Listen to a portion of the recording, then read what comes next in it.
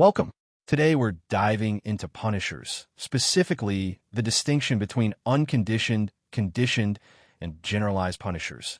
This topic is a core concept in Domain B, Concepts and Principles, of the 6th edition BCBA exam, where you'll need to not only define each type, but also identify and apply them in real-world scenarios. We'll start by defining each punisher type, then compare them side by side to clarify their key features. You'll learn how unconditioned punishers are biologically relevant from birth, like extreme heat or pain, while conditioned punishers acquire their punishing function through pairing with other punishers. Generalized punishers, a special subclass of conditioned punishers, are especially powerful because they've been paired with many different punishers, making them effective across diverse situations. Understanding these differences is critical for selecting effective behavior change procedures and for ethical practice, ensuring you use the least intrusive yet effective intervention. Let's break it down. On this slide, we're breaking down 3 types of punishers you'll need to distinguish for the BCBA exam under Task B.8. Unconditioned punishers are innate, things like pain, extreme heat, or loud noises that suppress behavior without any learning history because they're biologically relevant to survival. Conditioned punishers, by contrast, start as neutral stimuli that acquire punishing power through pairing with an existing punisher. For example, a reprimand becomes punishing after being paired with timeout. Generalized punishers take this a step further. They're stimuli paired with multiple different punishers, making them effective across many contexts, like a stern look or the word no.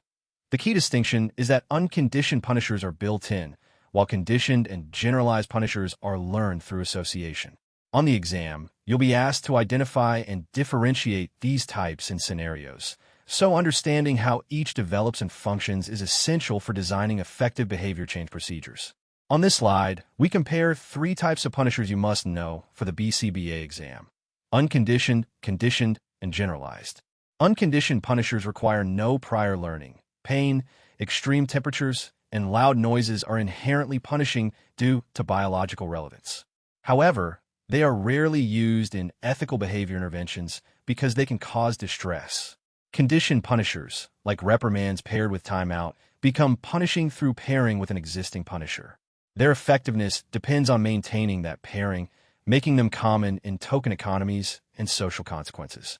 Generalized punishers, such as a stern look or the word no, are paired with multiple punishers, increasing their versatility across contexts. Because of varied pairings, they resist satiation and are often used in natural environment interventions. For the exam, remember that generalized punishers are especially powerful because they function in many settings without needing constant repairing. Understanding these distinctions helps you identify appropriate punishers for ethical, effective behavior reduction plans. On this slide, we're breaking down 3 categories of punishers that are essential for the BCBA exam. Unconditioned punishers are innate, things like electric shock or extreme cold that suppress behavior without any learning history, because they tap into biological survival mechanisms. Conditioned punishers, by contrast, acquire their punishing power through pairing with an existing punisher. For example, a reprimand may become punishing after being paired with timeout.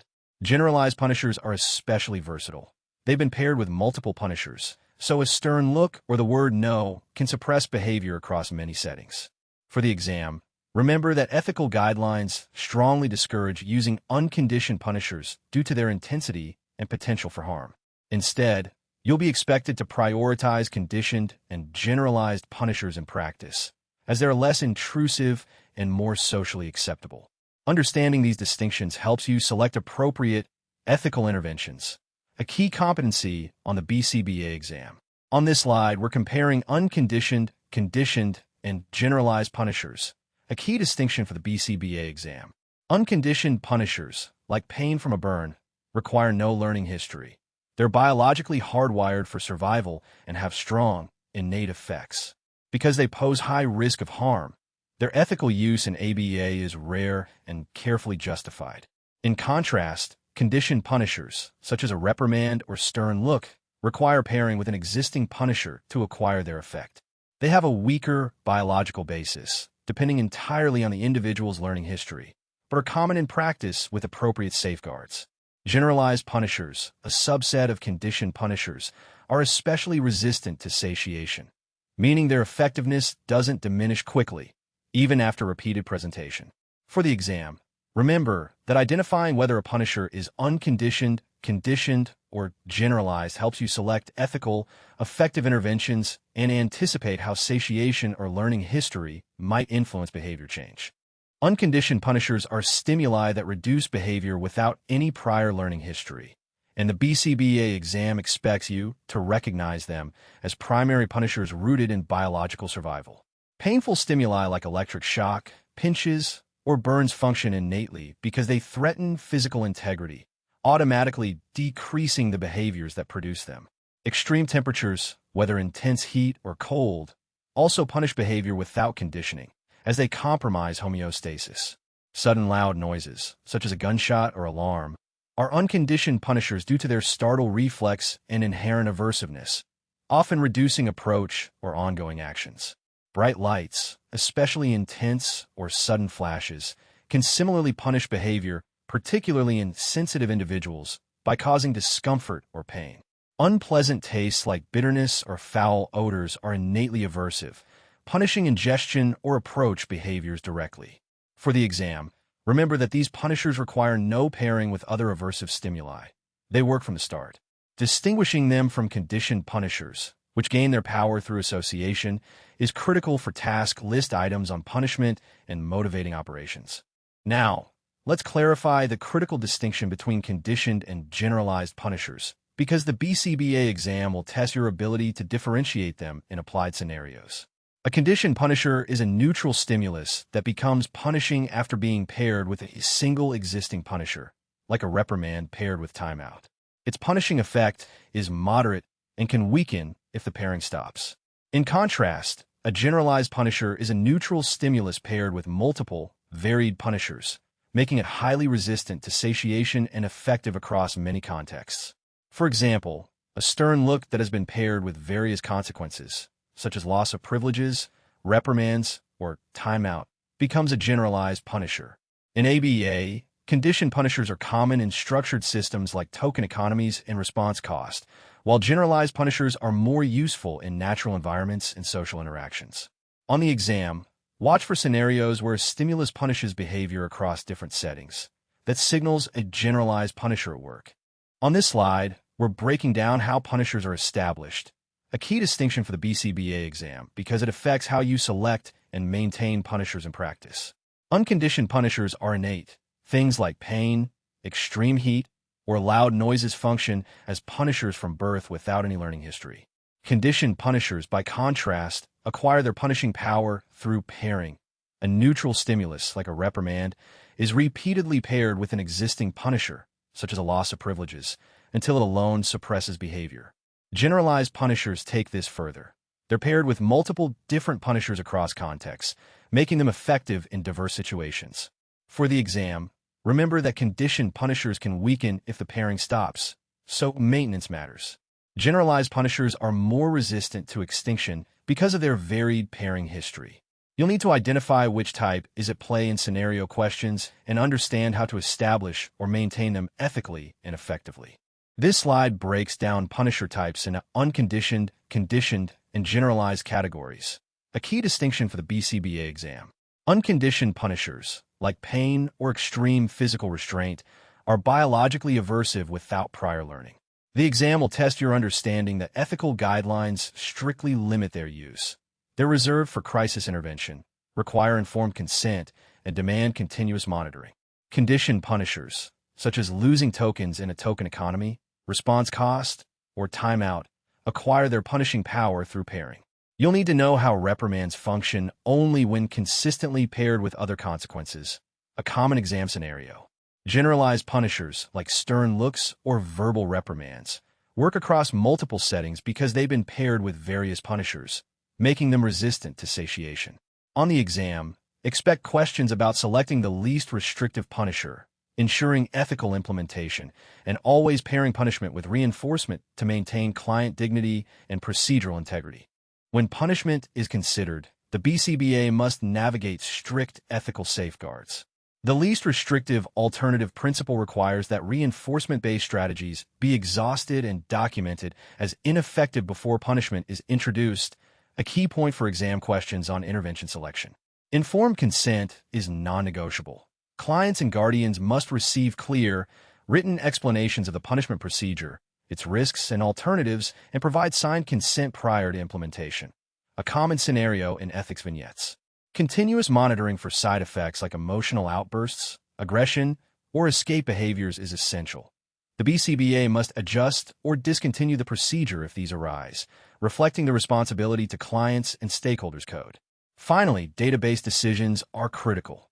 Punishment must be evaluated through ongoing data collection, and if it fails to reduce the target behavior, it should be discontinued immediately. On the exam, expect questions asking you to identify which ethical guideline is being violated when a practitioner skips informed consent or fails to monitor side effects. When you encounter a punisher on the BCBA exam, your first task is to identify its type by analyzing the learning history behind it. An unconditioned punisher, like intense heat or sharp pain, requires no prior pairing. It works innately, so ask yourself if it would suppress behavior in a newborn. If the answer is no, you are dealing with a conditioned punisher, which gains its effectiveness through pairing. From there, distinguish between a simple conditioned punisher, which is paired with only one punisher, and a generalized conditioned punisher, which is paired with multiple different punishers and remains effective across various contexts. For example, a reprimand paired only with a scolding may be context-specific, whereas a stern look paired with many punishers becomes generalized. On the exam, watch for clues like works across settings or paired with several aversive stimuli to flag generalized punishers, while stimuli like cold, loud noises, or pain point directly to unconditioned punishers. On this slide, we're breaking down the key exam distinctions between unconditioned and conditioned punishers, a high-yield topic for the BCBA exam under Task B.8. An unconditioned punisher, like the pain from a burn, requires no learning history. It's innately punishing. In contrast, a conditioned punisher, such as a reprimand paired with timeout, only becomes punishing through pairing with an existing punisher. Both show moderate resistance to satiation, meaning they don't easily lose their effectiveness with repeated use. However, their ethical use differs sharply. Unconditioned punishers are rarely used due to potential harm and ethical concerns, while conditioned punishers are common but require safeguards like reinforcement-based alternatives. For the exam, remember that B.8 asks you to identify and apply these concepts in real-world scenarios, so you'll need to distinguish when a punisher is learned versus innate and justify ethical decisions accordingly. Master this distinction to avoid confusing punisher types on test items. As you prepare for the BCBA exam, it's essential to distinguish among the three types of punishers. Unconditioned punishers are innate, things like pain, extreme temperatures, or loud noises that require no learning to function as punishers. However, they are rarely used in ethical ABA practice. Conditioned punishers, such as a reprimand paired with timeout, are neutral stimuli that acquire punishing power through pairing with an existing punisher, making them common in interventions. Generalized punishers, like a stern look, are neutral stimuli paired with multiple different punishers, giving them high resistance to satiation. Remember, ethical priority always leans toward reinforcement-based procedures first. Punishment requires informed consent and continuous database monitoring. For exam task B.8, you'll need to identify and distinguish among these punisher types in scenario-based questions, so focus on the origin of the punishing effect, whether innate, learned through a single pairing, or learned through multiple pairings. To wrap up, remember that unconditioned punishers, like pain or extreme temperatures, are biologically hardwired and require no learning history, while conditioned punishers, such as a reprimand or a red light, acquire their punishing function through pairing with existing punishers. Generalized punishers, like the word no or a fine, are especially powerful because they have been paired with multiple unconditioned and conditioned punishers, making them effective across many situations. On the exam, you'll need to distinguish these types by identifying whether the punisher's effect is innate, learned through a single pairing, or broadly effective due to multiple pairings. Always consider ethical safeguards. Punishers should only be used when reinforcement-based strategies have failed, and they must be paired with reinforcement for alternative behaviors. You've built a strong foundation here. Now, take that clarity into your study sessions and practice identifying punisher types in mock scenarios. Stay focused, trust your preparation, and keep pushing toward that BCBA credential. You've got this.